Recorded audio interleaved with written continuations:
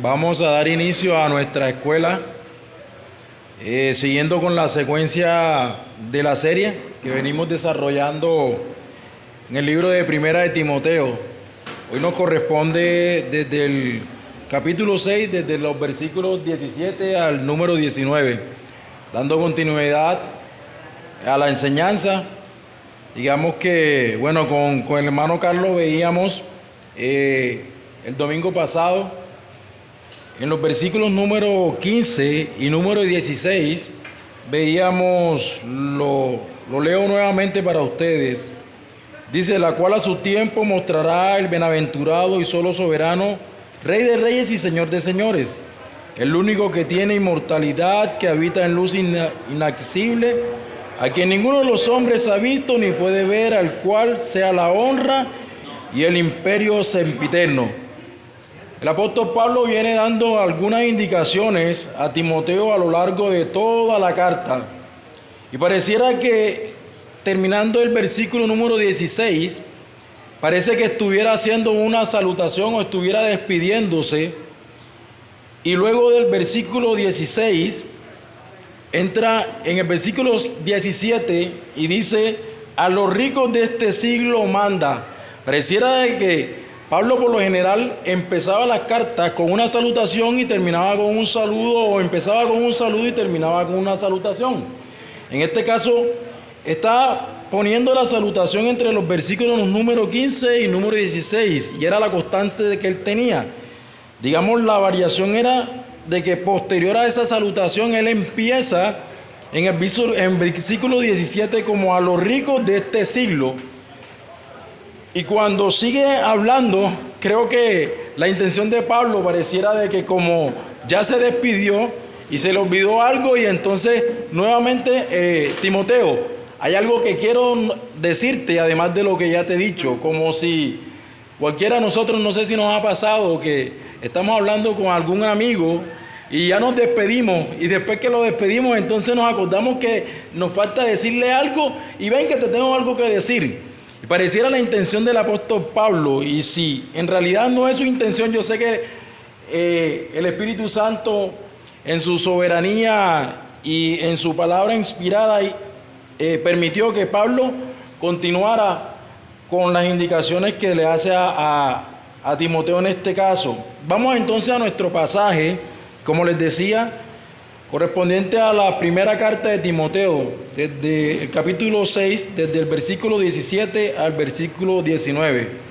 Leemos el pasaje y oramos, ¿les parece? Primera de Timoteo 6, 17 al 19 dice: a los ricos de este siglo manda que no sean altivos, ni pongan la esperanza en las riquezas, las cuales son inciertas, sino en el Dios vivo, que nos da todas las cosas en abundancia para que la disfrutemos. Que hagan bien, que sean ricos en buenas obras, dadivosos, generosos, atesorando para sí buen fundamento para lo porvenir, que echen mano de la vida eterna. Oremos. Padre Rey, una vez más te damos gracias, Señor, por el placer que nos das de poder estar congregados en tu nombre, Señor. Permite que en esta hora, Señor, tu palabra sea expuesta eficazmente, Señor, y que cada hermano, Padre, pueda tener la disposición de escucharla. Que tu Espíritu Santo transforme nuestras vidas por medio de tu palabra, Señor. Todo esto te lo pedimos en el nombre de tu Hijo amado Jesús. Amén y amén. El estudio tiene por nombre: los ricos, el dinero y las buenas obras. Como introducción o a manera de introducción, hubo en la historia un evento llamado la Gran Depresión. La crisis se originó en los Estados Unidos a partir de la caída de la bolsa de Wall Street de 1929, conocido como Martes Negro, aunque 5 días antes, el 24 de octubre, ya se había producido el Jueves Negro. Y rápidamente se extendió a casi todos los países del mundo. La coyuntura del alza descansaba así sobre una base sumamente frágil, Todo el sistema se derrumbó en octubre de 1929 y en pocos días, en cuestión de horas, incluso las cotizaciones perdieron todo cuanto habían ganado durante meses, o mejor dicho, durante años. Los pequeños especuladores quedaron arruinados y tuvieron que vender con enormes pérdidas. Al cundir el pánico, los grandes capitalistas se encontraron también con dificultades. El 23 de octubre de 1929, las cotizaciones registraron una pérdida media de 18 a 20 puntos y pasaron de mano en mano unos 6 millones de títulos. Al día siguiente, nueva caída de las cotizaciones entre 20 y 30 puntos e inclusive de 30 a 40 puntos para las grandes empresas. En tan crítico momento, los primeros bancos del país y los corredores de bolsas más destacados intentaron salvar los negocios y reunieron 240 millones de dólares para sostener las cotizaciones mediante compras masivas, y en aquella sola jornada cambiaron de mano 13 millones de acciones. Tan desesperada tentativa produjo solo resultados de carácter momentáneo. El lunes 28 de octubre se produjo un nuevo descenso de 30 a 50 puntos y el día siguiente, el lunes 28 de octubre, que pasó a la historia con el nombre de Martes Negro, fue la jornada más sombría del Wall Street. El pánico fue absoluto. En pocas horas, 16 millones y medio de acciones se vendieron con pérdidas a un promedio del 40%. Más tarde, en noviembre, cuando se habían calmado un poco los ánimos, las cotizaciones habían descendido a la mitad desde el comienzo de la crisis de la bolsa, y no menos de 50,000 millones de dólares se habían desvanecido, con lo que quedaron en evidencia la inseguridad y la fragilidad de los sistemas financieros. Esta quiebra de la bolsa de Nueva York fue el momento más dramático de una crisis sin precedentes. Se dice que muchos inversores saltaron del edificio de Wall Street como forma de suicidio. Aunque algunos dicen que fue un mito, sea un mito o no, podemos ver cómo la seguridad de todo un sistema financiero, que en el momento se creía inquebrantable, puede caer de un momento a otro y tal seguridad verse alterada. Y es común ver a seres humanos hablando de estabilidad financiera, que no es más que acumular riquezas y posesiones que nos den esa sensación de estabilidad para un futuro. Es como ver en nuestro estado de ánimo cómo estamos, cómo nuestro ánimo cambia o varía con dinero y sin dinero. O alguno de nosotros podría decir que el estado de ánimo siempre es el mismo con dinero o sin dinero, por esa supuesta estabilidad. Pero ¿qué hay de cuando esta estabilidad es removida? ¿A qué nos aferramos? ¿Cuánto no quisiéramos trabajar durante 40 años para alcanzar esa estabilidad por medio de una pensión, buscando una tranquilidad? Quizás el sueño de nosotros es estar en una empresa durante un tiempo bastante prolongado y a los 62 años o 65 años está pensionados. Y quizás eso creemos que nos da una estabilidad, porque vamos a recibir un sueldo mensual y con el cual vamos a poder vivir. Hace mucho tiempo le dije a mi esposa eso, que ya quiero cumplir 65 años para llegar a mi pensión. Quizás si lleguemos nosotros a esa pensión deseada. Pero en realidad, ¿en qué estamos poniendo nuestras manos? Esa supuesta estabilidad económica como tal. Pero en realidad, ¿cuánto te cuesta esa estabilidad? ¿O a qué costo vas a alcanzar esa estabilidad? Ver hacia atrás y darnos cuenta que hemos perdido tiempo acumulando bienes y tratando de buscar una falsa seguridad, y saber que hemos descuidado otras cosas más importantes. Otras cosas más importantes como nuestra familia. ¿O será que todo es trabajo y todo es dinero? Y hay gente que vive como en ese afán, ¿cierto? Están tan deseosos de alcanzar riquezas que se olvidan de que definitivamente hay otros placeres. Ningún tesoro en esta tierra puede ser tan seguro como la seguridad de hacer tesoros en el cielo. Y es una advertencia en la cual nos hace el mismo Señor Jesucristo, en Mateo 6, 19 al 21, permítanme buscar Mateo 6, 19 al 21, haciendo referencia de esa supuesta estabilidad, nos habla el Señor Jesucristo, Mateo 6, 19 al 21.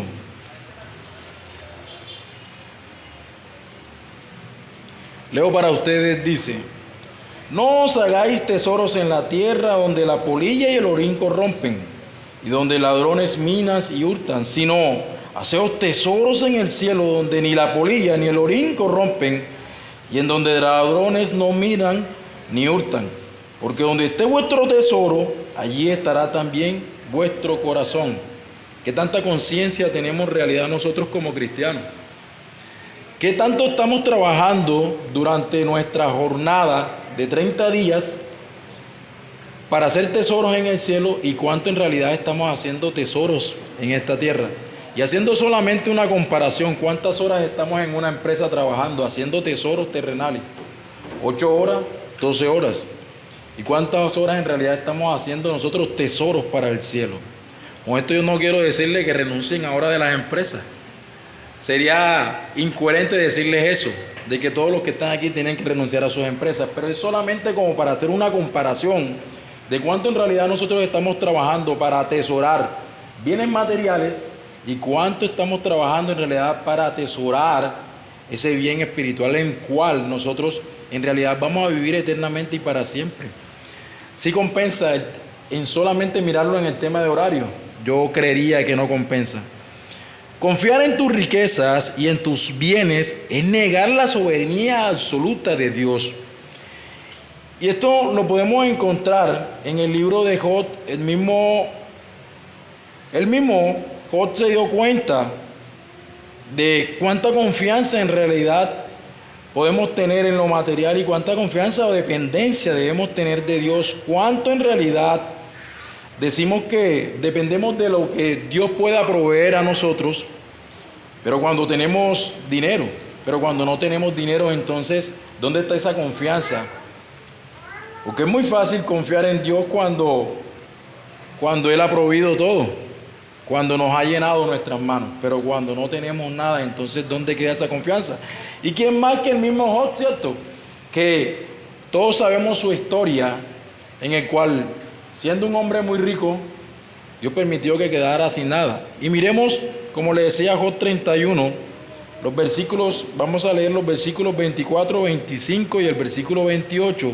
Dice: si puse en el oro mi esperanza, haciendo una reflexión, si puse en el oro mi esperanza y dije al oro, mi confianza eres tú, si me alegré de que mis riquezas se multiplicasen y de que mi mano hallase mucho, y miren lo que dice el 28, esto también sería maldad juzgada, porque habría negado al Dios soberano. El hecho de tener la confianza en tus riquezas es quitarle en algún momento el puesto a Dios. Es saber que ya no depende de un Dios proveedor, sino que depende de lo que tú has alcanzado, el fruto de tu trabajo como tal. Vamos a mirar el estudio en dos sencillos puntos. El primer punto lo vamos a mirar en el versículo 17, los ricos y el dinero, y el segundo punto lo vamos a mirar en los versículos 18 y 19 como las buenas obras. Miremos entonces el versículo, vayamos nuevamente a 1 de Timoteo, versículo 17, y vamos a mirar ese punto que he denominado los ricos y el dinero.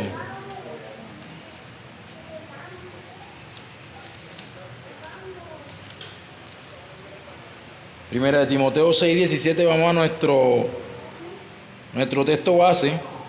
Dice: a los ricos de este siglo, recordemos que es Pablo a quien le está hablando a Timoteo, ¿no? A los ricos de este siglo manda a que no sean altivos, ni pongan la esperanza en las riquezas, las cuales son inciertas, sino en el Dios vivo que nos da todas las cosas en abundancia para que las disfrutemos. ¿Pablo tiene algún problema con la gente rica? ¿Está tratando de excluir a los ricos de la congregación? ¿Esa es la intención del apóstol Pablo? De ninguna manera. El apóstol Pablo es claro en la directriz que le está dando a Timoteo para que éste a su vez la transmita a la iglesia. En la iglesia de Éfeso había hermanos adinerados que gozaban de ciertas riquezas. Acá el llamado del apóstol es a la altivez, característica que redunda del corazón pecaminoso y con el atenuante de ser adinerado. Y digamos que es un comportamiento recurrente en la gente que tiene dinero, aún dentro de nuestras congregaciones, aún de hermanos que tienen riquezas, hace parte de ese tema de la altivez. Y solo como para traer un ejemplo, en estos días estaba viendo un programa en Discovery en donde estaban hablando de Bill Gates y cómo decían de que Bill Gates había hecho una junta y había invitado a 23 multimillonarios. No estoy hablando de millonarios, estoy hablando de multimillonarios. Esos 23 multimillonarios, el llamado que le había hecho Bill Gates era de que parte de su fortuna la donaran. Y digamos que la convocatoria como tal, digamos que nosotros diríamos, pero qué de malo tiene si Bill Gates habla con 23 multimillonarios y dice, donemos parte de nuestras riquezas para la pobreza y para ciertas cosas como tal. Digamos que si la vemos así de esa manera, digamos, no tiene nada de malo.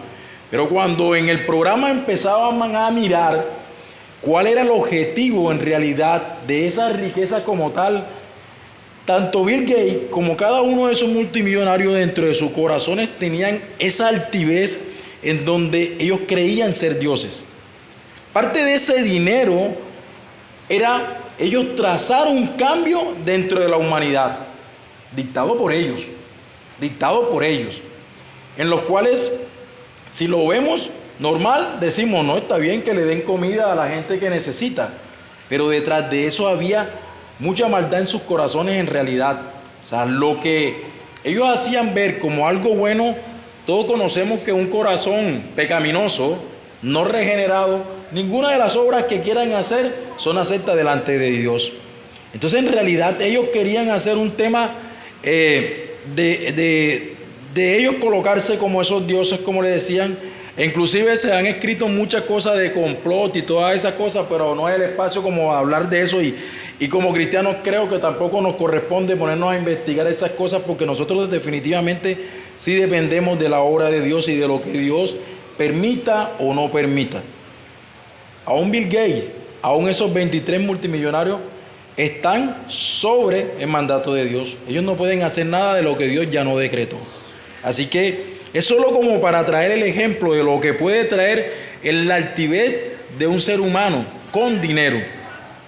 Por el otro lado, el llamado a que no pongan la esperanza en las riquezas, ya que como vimos en la introducción, toda falsa seguridad puede cambiar de un momento a otro.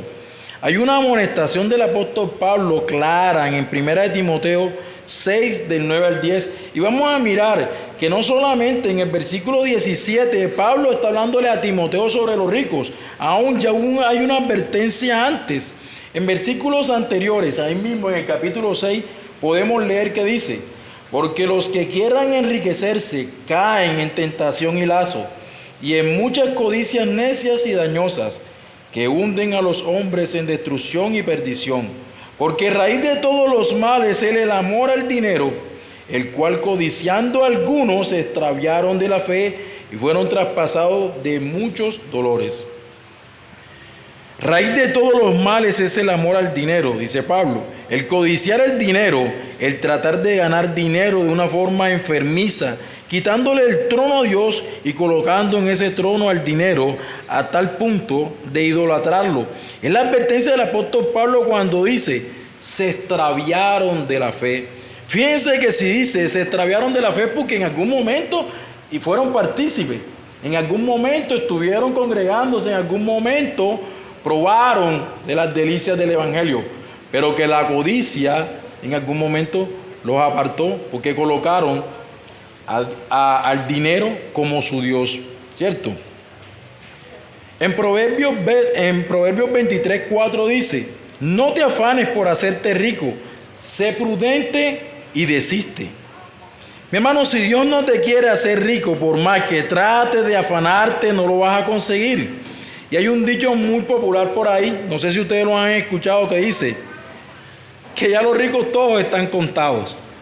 Y es cierto, o sea, por más que tú trates de correr y correr y correr y correr, si Dios frena tus finanzas hasta tal punto de que esa bendición que va a permitir en tu vida es no dejarte ser rico. Y es que definitivamente muchos de nosotros nos desviáramos si tuviéramos demasiado dinero. Y Dios no permite de que tú seas rico, quizás es por eso. ¿Y quién pelea en contra de Dios? ¿Quién es tan obstinado de tratar de tener una vida laboral, tratando de hacer demasiado dinero para tener una mejor vida y Dios refrenándolo de cierta manera? Digamos que estaríamos peleando en contra de Dios. Y como les dije, ¿quién en contra de Él?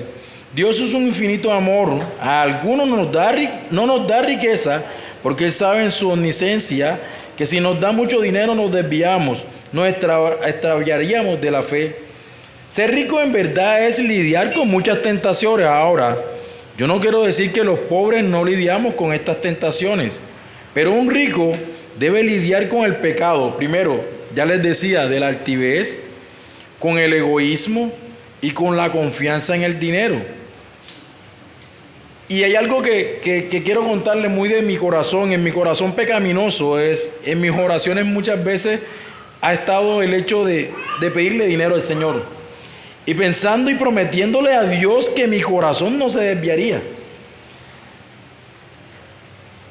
Que mi corazón no se desviaría si Él me diera dinero. Y definitivamente, ¿quién ora así? Pues yo he orado así lastimosamente y me arrepiento. Muchas veces me arrepiento. Muchas veces en mi oración le he pedido al Señor que me dé dinero, que me permita tener dinero. Pero en medio de esa oración, digamos, tengo el refreno de Dios y me arrepiento, ¿cierto? Porque no debe ser el sentir de nosotros. Y si miramos Proverbios 37:10, y leo para ustedes, dice: 2 cosas te he demandado, no me las niegues antes que muera. Vanidad y palabra mentirosa aparta de mí. No me des pobreza ni riqueza. Manténme del pan necesario, no sea que me sacie y te niegue y diga: ¿quién es Jehová? O que siendo pobre hurte y blasfeme el nombre de mi Dios. Nuestra oración debe ser sencillamente esa: no me des mucho dinero, porque yo sé que si tú me das demasiado dinero, mi corazón se pierde. Y no me des demasiada pobreza, porque aún en medio de la pobreza renegaría de ti. Manténme de pan. Y es lo que el Señor hace día a día, día a día. Y Él no lo ha prometido o no lo ha prometido. Él nunca te ha prometido riqueza. A ninguno en su iglesia ha prometido riqueza. Y tampoco lo ha prometido el hecho de que va a quitar su mano protectora de cada uno de nosotros. Él sabe de qué cosas tenemos nosotros necesidades, verdaderamente de qué cosas tenemos necesidades. Porque si nosotros abrimos nuestra mente, pensamos que tenemos demasiadas necesidades, pero ¿cuántas de esas necesidades no son en realidad vanidades? Porque si nos ponemos a pensar, necesidades, entre comillas, tenemos todos. Pero en realidad, ¿qué de esas necesidades tenemos? En realidad, muchas vanidades. ¿Qué es lo que en realidad pedimos? Y el Señor sabe de qué cosas tenemos nosotros necesidades. Fíjense que en la parte B de ese mismo versículo 17 dice: nos da todas las cosas en abundancia para que las disfrutemos. Puede dar fe yo puedo dar fe pues de estas cosas que Dios me dio en abundancia durante todo el año 2020. Y Dios se fue fiel. Definitivamente fue fiel conmigo y con mi familia durante 2020. El hecho de haber quedado sin trabajo desde antes de la pandemia y pasar toda la pandemia sin trabajo. Definitivamente la mano de Dios día a día sosteniéndome a mí y a mi familia. Nada me faltó. De todas las necesidades que tuve, de todas las sació, todas. Las demás fueron vanidades en mi cabeza, pero todas las sació.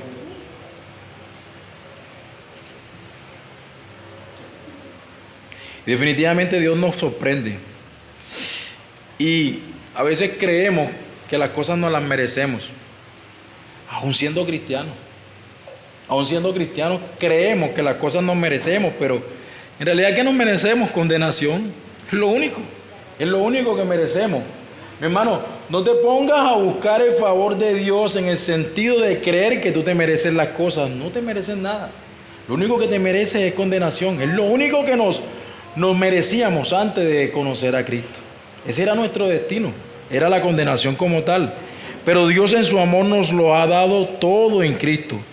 Las verdaderas riquezas las tenemos todos los que hemos creído en Cristo. Esa es nuestra verdadera riqueza. Así que sí somos ricos, pero somos ricos en Cristo. En el segundo punto, las buenas obras. Y leamos en los versículos 18 al 19. Dicen: que hagan bien, que sean ricos en buenas obras, dadivosos, generosos, atesorando para sí buen fundamento para lo porvenir, que echen mano de la vida eterna. Y es admirable ver cómo personas que no son cristianas son dadivosas. Y podemos ver cada vez que hay un desastre natural, o vemos cómo tienen fundaciones que invierten cantidades de dinero para ayudar a los más necesitados. Aunque nosotros sabemos que en realidad esa motivación del corazón de un adinerado impío no son obras para exaltar a Dios, sino para la exaltación de su propio ego. Asimismo, Dios permite hermanos adinerados dentro de la congregación. Y es a estos hermanos los cuales el apóstol Pablo, por medio de Timoteo, los llama a que sean dadivosos y que sean generosos. Pero dadivosos y generosos ¿con quién? Podemos ver en la iglesia primitiva y podemos ver como muestra de ejemplo en Hechos 4, 34, 35, cómo cada hermano perteneciente a esa iglesia primitiva, cómo cada uno daba y repartían. Y cómo nos falta eso todavía, ¿cierto?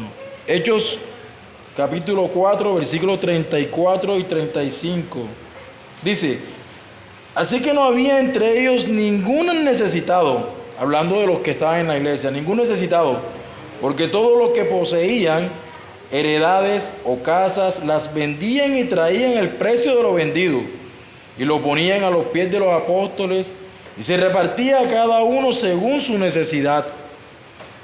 Así que no había entre ellos ningún necesitado, porque todo lo que poseían, heredades o casas, las vendían y traían el precio de lo vendido y lo ponían a los pies de los apóstoles y se repartía a cada uno según su necesidad.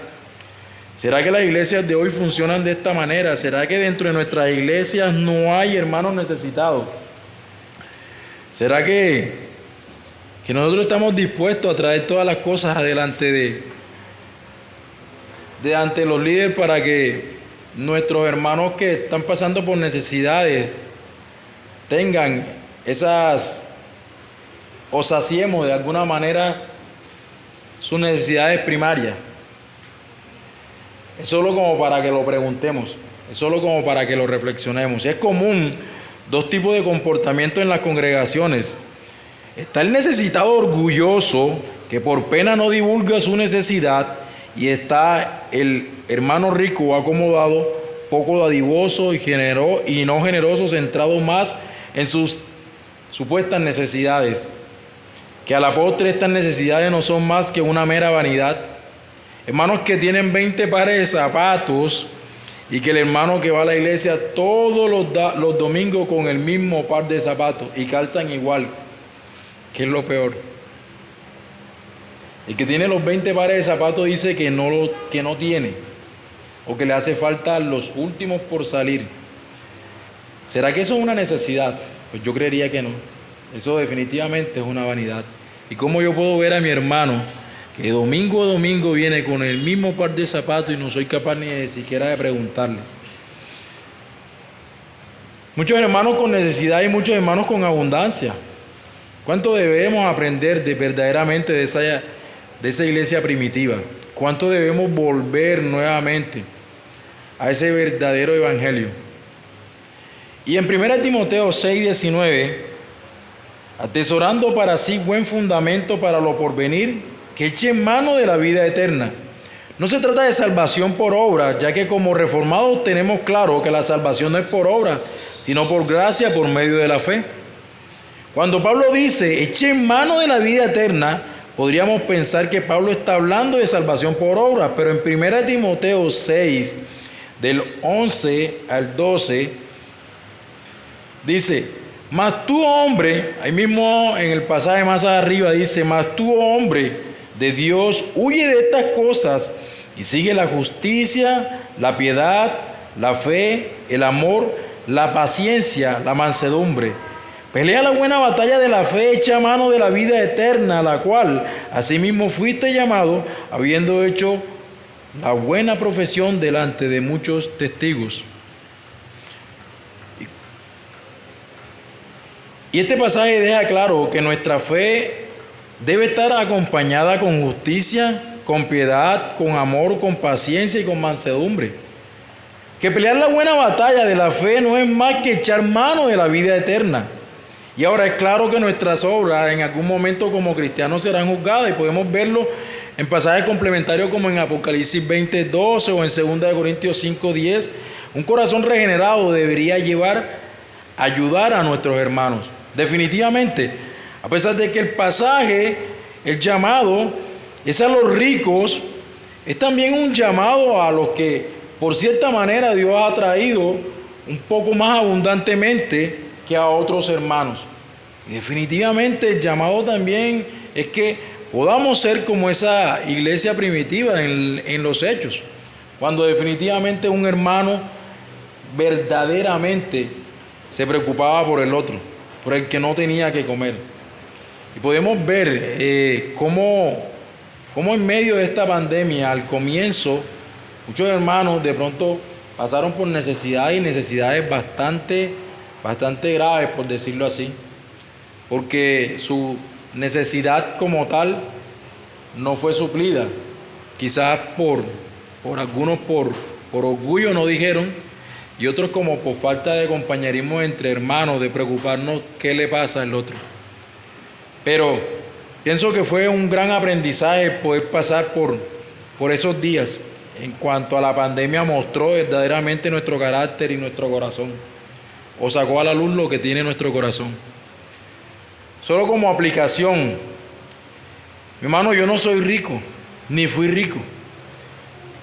Tenía un buen empleo con un buen sueldo, pero estaba tan enfocado en mis posesiones que sin darme cuenta mi corazón se estaba endureciendo. Había olvidado ese ministerio de misericordia al cual Dios nos llama, y saben, Dios se encargó de quitarme mi seguridad para que aprendiera a depender únicamente de Él. Y ahora estoy a la espera de una contratación para este nuevo año. Y en realidad, cuando escribí esto, estaba a espera de esa contratación. Ya esa contratación se dio para la gloria de Dios y comencé a trabajar el día jueves. Pero saben que durante todo este tiempo Dios mostró mi orgullo, mi altivez, mi ego. Como les decía, no era rico, pero sí estaba enfocado en esas supuestas necesidades. Hoy puedo decir que tengo una nueva perspectiva, y quizás que este pasaje, antes de traérselo a ustedes, primero me fue confrontado hacia mí. Y yo decía, Señor, tú verdaderamente eres espectacularmente amoroso. Porque como les decía, si rescatara yo del 2020, el Señor cambió muchas cosas en mí. Y que hoy, que ya empecé a laborar, le digo, Señor, no permitas que olvide esas cosas. No permitas que olvide esas cosas. Que mi ego nuevamente vuelva a exalzarse, o que mi altivez nuevamente vuelva a crecer. Así que, hermanos, si Dios te permite tener posesiones, tener un buen ingreso, no es para que te encierres en tus propias necesidades. Recuerda que haces parte de un cuerpo al cual Dios te llamó a ser parte de él. Recuerda que en ayudar a los hermanos más pobres dentro de la congregación, tal como se le encargó el apóstol Pablo. Terminemos con este pasaje en Gálatas 2:10. Gálatas 2:10. Fíjense que una de las cosas en la cual los apóstoles le encargaron a Pablo, y que Pablo muy diligentemente cumplió.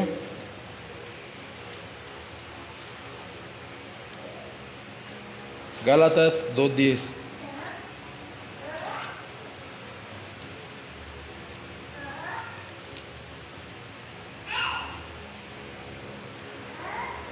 Solamente nos pidieron que nos acordásemos de los pobres, lo cual también procuré con diligencia hacer. Con diligencia hacer, es el mismo llamado que el Señor nos hace a nosotros. Así que procuremos con diligencia hacerlo. Procuremos trabajar para su obra. Hermano, eso era lo que quería compartir con ustedes en esta noche. Espero que haya sido de mucha edificación. Terminemos entonces orando, ¿les parece? Padre Rey, te damos gracias en esta noche, Señor. Tú has permitido que tu palabra haya sido expuesta. Yo sé que nuestros ojos fueron abiertos, Señor, nuestros oídos fueron abiertos, tu Espíritu Santo nos ha confrontado, así como primeramente me confrontaste a mí, Señor. Yo espero que tu palabra corra, Señor, y que tu gran nombre sea honrado. En el nombre de tu Hijo amado Jesús, amén y amén.